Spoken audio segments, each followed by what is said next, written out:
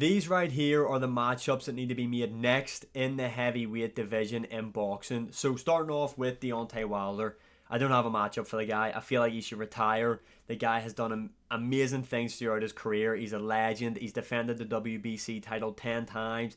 He's had great fights. That trilogy with Fury was insane. He's without a doubt the biggest puncher we have ever seen in the sport of boxing.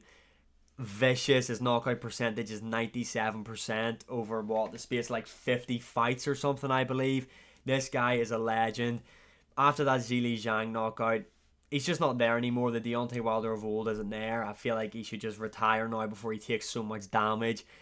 The Fury fight really took it out of him. The Fury trilogy, Deontay Wilder lost a bit of his soul in there with Tyson Fury, and so did Tyson Fury being in there with Deontay Wilder. He lost to Zhilei Zhang by brutal KO, and then he got boxed pillar to post by Joseph Parker. Retire. Next up, this right here. This is probably the fight stylistically I'd maybe like to see the most out of the fights I'm going to talk about here. This is such a fun one, and this could. We'll talk about that after. Martin Bakuli versus Zhilei Zhang. Tell me that's not a banger. Oh. I'm dropping ad-libs like I'm Rick Ross now. That's how excited this fight's making me. This, stylistically, it's just a banger of a matchup.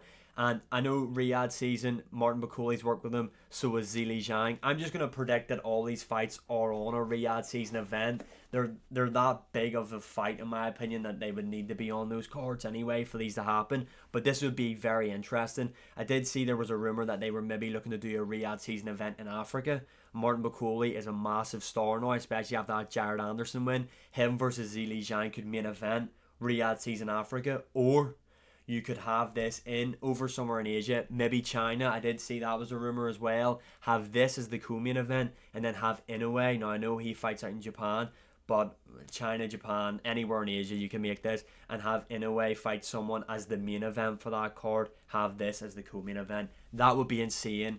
Martin Bakuli, like I said, he is coming off that massive win against Jared Anderson on that Terence Crawford's card. He's currently 21 wins, 1 loss, 16 KOs.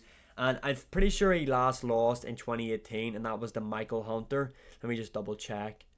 Yes, that was a TKO loss way back in 2018. Now, one thing I will say about Bakuli is he isn't the most active guy, and he hasn't fought like really big, massive, mega names throughout his career. But that Jared Anderson win and what he done to Jared Anderson in there, he brutalised him. I think he's earned another big fight. Zhilei Zhang, on the other hand, obviously coming off that coming off that win to Deontay Wilder. That was a mega win for him. He TKO'd him. It was brutal the way he put Deontay Wilder down. Zhilei Zhang is honestly one of the hardest hitting fighters currently in the sport of boxing. Then he had that matchup against Joseph Parker, which was very close. He put Parker down twice in that fight, but Joseph Parker was able to use his slickness to get the win over Zhilei Zhang. That was a really close fight. And Joseph Parker versus Zhilei Zhang is a fight that is also being talked about, but I've got another fight planned for Joseph Parker. I really want to see Martin Bakuli versus Zhilei Zhang. It's such a hard one to pick. I actually don't know who would win that. That's just such a fun fight. For the sake of it, I'm going to go Zhilei Zhang. I think he'd win. He's a tricky fighter, being out of the southpaw stance, and he is extremely powerful.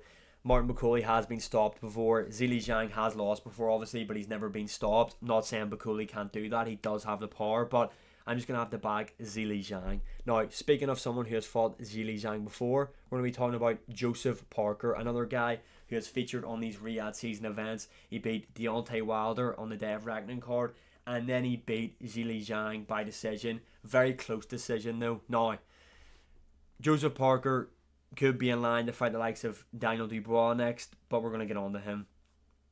Could he fight Usyk if he beats Fury? Yes. Could he rematch Zhilei Zhang? Yes. Right? But this is the matchup that I want to see next for Joseph Parker. Dillian Whyte. Now, hear me out. Dillian Whyte, obviously, we haven't seen him on a Riyadh season event. We haven't seen him fight since, he fought this year against Christian Hammer, somewhere over in Ireland that no one really gave a fuck about. Before that, he fought in 2022 against Jermaine Franklin. Obviously, we know what happened with Dillian Whyte. He was meant to have the rematch with Anthony Joshua, but tested positive. But he's back, and he was ringside. I don't know if he was ringside, but he was there for AJ versus Dubois. This would be a great fight for Joseph Parker because Dillian White puts on fun fights all the time. Let's be honest, that guy is game and he comes to fight. And him versus Joseph Parker was competitive the first time around. And Dillian White has beaten Joseph Parker. I think that's a good rematch to have. You could have that as the co-main event or the feature fight on one of the cards out in Saudi. Joseph Parker, Dillian White. What a fun matchup that would be, in my opinion. I think Joseph Parker takes it, but just because of how good he's looked recently, beating Zhilei Zhang, Deontay Wilder. I just think this is the fun fight, and it's a way for Joseph Parker to rewrite that wrong that he had against Dillian White. Now, finally, for the last two fights, I'm pretty sure everyone can guess what they're going to be. I want to see Joshua versus Daniel Dubois again. What a fun fight that was. A lot of people have kind of been like, no, he doesn't deserve a rematch, which is fair enough, you can say that, but Joshua has a rematch clause, I believe, and he is going to activate it. Now, if Joshua isn't looking to rematch Daniel Dubois, then Joshua's going to be paired with the same thing Deontay Wilder was, retire. But I feel like that fight is going to go ahead. Their first fight was such a fun fight. Joshua being put down so many times, showing he's got that heart, gets back up, he hurt Dubois. It was all out action, that fight. And for Daniel Dubois as well, what's next for him? Martin Bakole, I've seen been spoke about for him. Why would he take that fight? Yes, he will get paid a lot of money because it would be a Riyadh season event, but he wouldn't get paid the amount of money to get the rematch Anthony Joshua. Plus, what is more attractive in terms of like to gain your popularity and the fact you've already beaten the guy as well? Anthony Joshua to headline a stadium again, or Martin Bakole to be like the feature fight or co-main event on a show in Saudi. But Daniel Dubois did say whoever pays him the most is probably where he's going to end up, and that is the rematch with Joshua.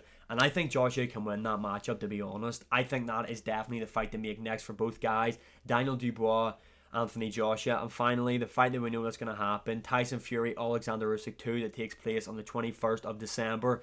I cannot wait for that. Their first fight was extremely close, really competitive, and a lot of people say it wasn't, but they obviously watched the fight with their eyes shut.